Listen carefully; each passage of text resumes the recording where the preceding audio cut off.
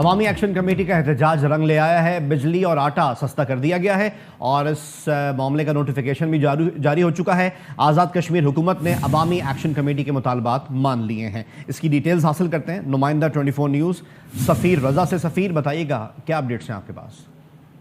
جی بالکل، 5 روز سے جاری احتجاج اور 4 روز سے شٹر ڈاؤن اور پہیہ جام ہڑتال کے بعد عوامی ایکشن کمیٹی کے مطالبات کو بالآخر تسلیم کر لیا گیا ہے. اس معاملے میں پاکستان کے وزیر اعظم میاں محمد شہباز شریف نے اہم کردار ادا کیا ہے اور صدر مملکت آصف علی زرداری نے بھی اس معاملے کو حل کرنے کے لیے پوری اپنا جو ہے وہ کردار ادا کیا ہے. اس پر عوامی ایکشن کمیٹی نے حکومت پاکستان کا شکریہ بھی ادا کیا ہے. جو آج ابھی کچھ دیر پہلے نوٹیفیکیشن جاری ہوئے ہیں اس کے مطابق عوامی ایکشن کمیٹی کے مطالبے پر بجلی کی قیمتوں میں نمایاں کمی کر دی گئی ہے. حکومت آزاد کشمیر نے نئے جو بجلی کے انراخ ہیں وہ جاری کیے ہیں. اس کے مطابق 100 یونٹ تک بجلی کی جو قیمت ہے وہ 30 یونٹ مقرر کر دی گئی ہے اور 100 یونٹ سے لے کر 300 یونٹ تک 5 روپے، جبکہ 300 سے زائد یونٹ پر جو عام صارفین کے لیے بجلی ہے وہ 6 روپے فی یونٹ مقرر ہے.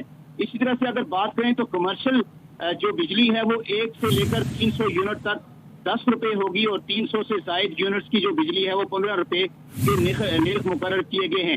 اور آٹے کے حوالے سے 20 کلو جو آٹا ہے اس کی قیمت 1000 روپے مقرر کی گئی ہے اور 1 من آٹے کی قیمت 2000 روپے مقرر کی گئی ہے. یہ وہ اہم مطالبات تھے عوامی ایکشن کمیٹی کی جانب سے جس کے لیے گزشتہ تقریباً 1 سال سے احتجاج کیا جا رہا تھا اور یہ احتجاج اس سال 9 مئی سے شروع ہوا جو کہ 4 دن تک جاری رہا ہے اور بالآخر حکومت آزاد کشمیر نے گھٹنے ٹیک دیے ہیں عوامی ایکشن کمیٹی کے سامنے اور یہ نوٹیفیکیشن جاری کیے ہیں. عوامی ایکشن کمیٹی کے جو رہنما ہے شوکت نواز میر، ان سے ہماری بات کچھ ہی دیر کے بعد وہ واپس مظفر آباد آ رہے ہیں اور یہاں پر آ کر وہ احتجاج ختم کرنے کا باضابطہ اعلان کریں گے. جی بہت بہت شکریہ سفیر رضا میں تفصیل آگاہ کرنے کے لیے. فی الحال اتنا ہی، دیکھتے رہیے 24 نیوز.